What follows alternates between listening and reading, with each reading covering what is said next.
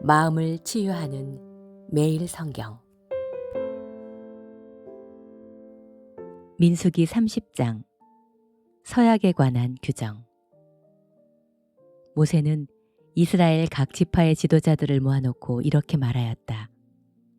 이것은 여호와의 명령이다. 어떤 사람이 여호와께 무엇을 하겠다고 서약하거나 어떤 일을 하지 않겠다고 맹세하면 그는 자기가 한 말을 어기지 말고 반드시 지켜야 합니다. 만일 시집가지 않은 어떤 여자가 여호와께 무엇을 하겠다고 서약하거나 어떤 일을 하지 않겠다고 맹세할 때 그녀의 아버지가 그것을 듣고도 아무 말도 없으면 그녀는 자기가 한 서약이나 맹세를 지켜야 합니다. 그러나 그 아버지가 그것을 듣고 허락하지 않으면 그녀는 그것을 지키지 않아도 됩니다. 그녀의 아버지가 허락하지 않았으므로 여호와께서도 용서하실 것입니다. 어떤 여자가 처녀 시절에 무슨 서약을 하거나 경솔한 약속을 했는데 결혼 후에 그 남편이 그것을 알고도 아무 말이 없으면 그녀는 자기의 서약이나 약속을 지켜야 합니다. 그러나 그 남편이 그것을 알고 반대하면 그녀는 그 서약이나 약속을 지키지 않아도 됩니다. 여호와께서는 그녀를 용서해 주실 것입니다. 과부나 이혼한 여자가 어떤 서약이나 맹세를 하면 그녀는 반드시 그것을 지켜야 합니다. 결혼한 여자가 어떤 서약이나 맹세를 할 때 그녀의 남편이 그 말을 듣고도 아무 말이 없거나 반대하지 않으면 그녀는 그것을 반드시 지켜야 합니다. 그러나 남편이 그것을 반대하면 그 서약이나 맹세는 무효입니다. 그 남편이 그것을 지키지 못하게 하였으므로 여호와께서도 그 여자를 용서해 주실 것입니다. 이와 같이 남편은 아내의 서약이나 맹세를 지키게 할 수도 있고 무효가 되게 할 수도 있습니다. 그러나 남편이 그것을 듣고도 하루 종일 아무 말이 없으면 그것에 이미 동의한 것입니다. 그러므로 그 여자는 그것을 다 지켜야 합니다. 만일 그 남편이 그 말을 듣고 얼마쯤 있다가 그것을 지키지 못하게 하면 그는 그 서약이나 맹세를 어기게 된 아내의 죄에 대하여 책임을 져야 합니다. 이것은 서약이나 맹세에 대해 남편과 아내, 아버지와 시집가지 않은 딸과의 관계에 관하여 여호와께서 모세에게 주신 규정이다. 시편 74장 나라의 구원을 위한 기도. 아삽의 교훈시. 하나님이시여, 어째서 우리를 이처럼 버리셨습니까? 어째서 주의 백성에게 분노하십니까? 주께서 오래전에 택하시고 노예 생활에서 구하셔서 주의 지파가 되게 하신 주의 백성을 기억하시며 한때 주께서 계셨던 시온산도 기억하소서. 완전히 폐허가 된 이곳을 돌아보시고 우리 원수들이 성소에 있는 것을 모두 파괴해 버렸습니다. 주의 원수들이 주의 성소에서 승리의 함성을 올리며 승리의 상징으로 그곳에 자기들의 길을 세웠습니다. 그들은 도끼를 휘둘러 벌목하는 사람과 같습니다. 그들이 도끼와 망치로 성소의 조각품을 모조리 때려부시고 주의 성소를 불사르며 주께서 경배받으시는 신성한 곳을 더럽혔습니다. 그들은 모조리 부숴버리겠다고 생각하며 하나님을 섬기는 회당을 전부 불살라버렸습니다. 우리가 주의 백성임을 보여줄 표적이 아무것도 없으며 이젠 예언자도 없고 이런 상태가 얼마 동안 계속될지 우리 가운데 아는 자도 없습니다. 하나님이시여, 원수들이 언제까지 주를 비웃겠습니까? 원수들이 주의 이름을 영원히 모욕할 것입니까? 주께서는 왜 오른손을 거두셨습니까? 주의 손을 들어 그들을 치소서. 하나님이시여, 주는 예로부터 나의 왕이셨으며 세상에 구원을 베푸신 분입니다. 주께서는 주의 능력으로 바다를 가르시고 바다 괴물의 머리를 깨뜨리셨으며 악어 같은 괴물의 머리를 부숴 사막의 짐승들에게 먹이로 주셨습니다. 주는 샘을 터뜨려 물이 쏟아져 나오게 하셨으며 항상 흐르는 강을 말리셨습니다. 낮도 주의 것이며 밤도 주의 것이니 주께서 해와 달을 만드셨습니다. 주는 땅의 경계를 정하시며 여름과 겨울을 만드셨습니다. 여호와여, 기억하소서. 원수들이 주를 조롱하고 어리석은 백성이 주의 이름을 모독합니다. 힘없는 주의 백성을 잔인한 원수들에게 버려두지 마시고 고통당하는 주의 백성을 영원히 잊지 마소서. 주는 우리와 맺은 계약을 기억하소서. 으슥한 곳에서 폭력배들이 우글거리고 있습니다. 짓눌려 사는 자가 모욕당하는 일이 없게 하시고 가난한 자들이 주를 찬양하게 하소서. 하나님이시여, 일어나셔서 주의 의로움을 밝히소서. 어리석은 자들이 하루 종일 주를 비웃는 것을 기억하소서. 주의 대적들이 외치는 소리를 잊지 마소서. 소란을 피우는 주의 원수들의 소리가 계속 높아만 갑니다. 시편 75장. 외로운 심판에 대한 감사. 아삽의 시.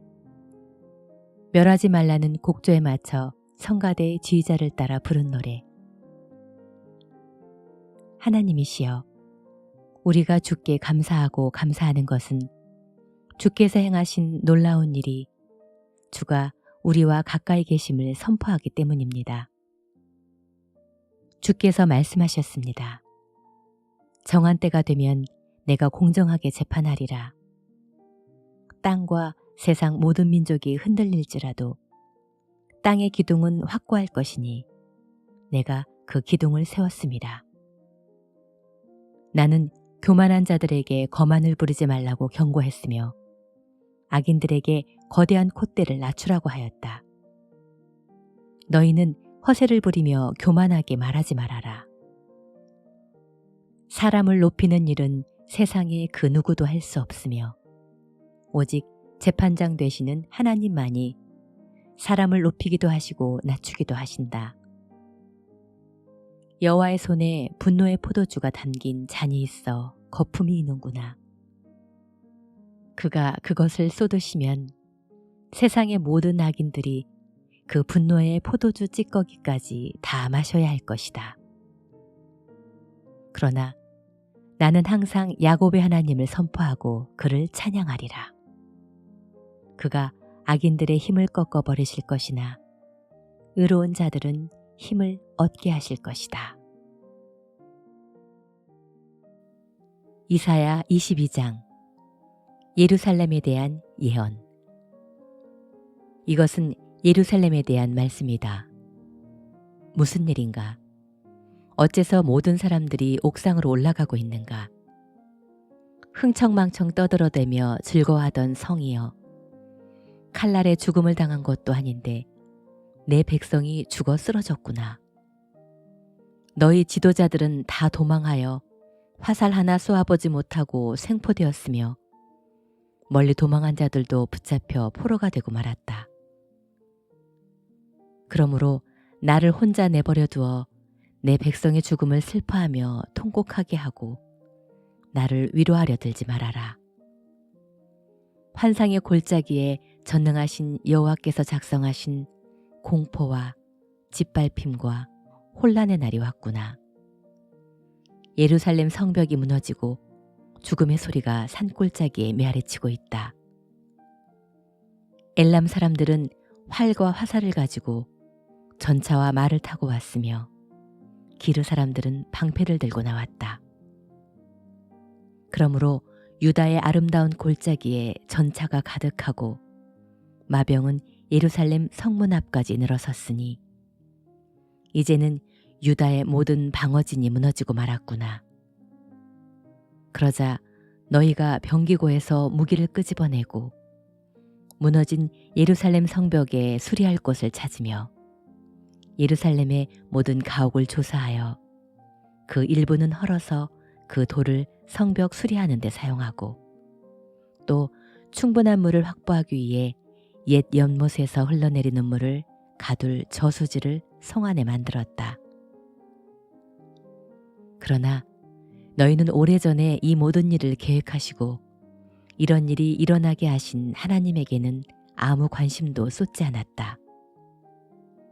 그때 전능하신 주 여호와께서 너희에게 통곡하고 슬퍼하며 머리를 밀고 굵은 삼배옷을 입으라고 하셨으나 오히려 너희는 기뻐하고 즐거워하며 소와 양을 잡아먹고 포도주를 마시며 내일 죽을 텐데 먹고 마시자 하였다.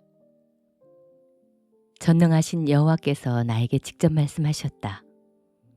이 죄는 그들이 죽을 때까지도 용서받지 못할 것이다. 이것은 전능한 나 여호와의 말이다. 전능하신 주 여호와께서 나에게 왕궁 살림을 맡은 셈나에게 가서 이렇게 전하라고 말씀하셨다. 내가 여기서 무엇을 하고 있느냐? 내가 무슨 권리로 이 바위산에 내 무덤을 팠느냐? 나 여호와가 너를 단단히 붙들어 공처럼 말아싸서 광대한 나라에 던질 것이다. 내가 거기서 죽고 너의 화려한 마차도 거기 있을 것이며 너는 내 주인에게 수치가 될 것이다. 내가 너를 관직에서 쫓아내고 내 지위를 낮출 것이다. 그런 다음 내가 hil기야의 아들인 내 종 엘리야김을 불러 그에게 내 관복을 입히고 내 띠를 메어주고 내가 가졌던 모든 권한을 그에게 주겠다. 그는 예루살렘과 유다 사람들에게 아버지와 같은 자가 될 것이다. 또 내가 그에게 다윗 집안의 열쇠를 줄 것이니 그가 열면 닫을 사람이 없고 그가 닫으면 열 사람이 없을 것이다. 내가 못을 박듯이 그의 위치를 확고하게 할 것이며 그는 자기 집안 사람들에게 최대의 자랑거리가 될 것이다. 그러나 그의 모든 친척들과 집안 사람들이 그에게 무거운 짐이 될 것이다. 그들은 마치 못에 걸린 크고 작은 그릇처럼 그에게 잔뜩 매달릴 것이다. 그렇게 되면 튼튼하게 박힌 그 못이 사가 부러져 떨어질 것이며 거기에 매달린 모든 것이 그것과 함께 떨어지고 말 것이다. 이것은 나 여호와의 말이다. 베드로후서 3장. 주님이 다시 오심. 사랑하는 여러분, 지금 나는 여러분에게 두 번째 편지를 씁니다. 나는 이 편지로 여러분에게 옛날 거룩한 예언자들이 전한 말씀과 우리 주님이신 구주께서 여러분의 사도들을 통해 명령하신 것을 다시 한번 상기시켜 주려고 합니다. 여러분은 먼저 이것을 아십시오. 마지막 때에 자기들의 정욕대로 사는 사람들이 일어나 여러분을 비웃으며 예수가 다시 온다는 약속은 도대체 어떻게 되었소? 우리 조상들이 죽은 이후로 세상은 창조된 그대로 있지 않소? 하고 말할 것입니다.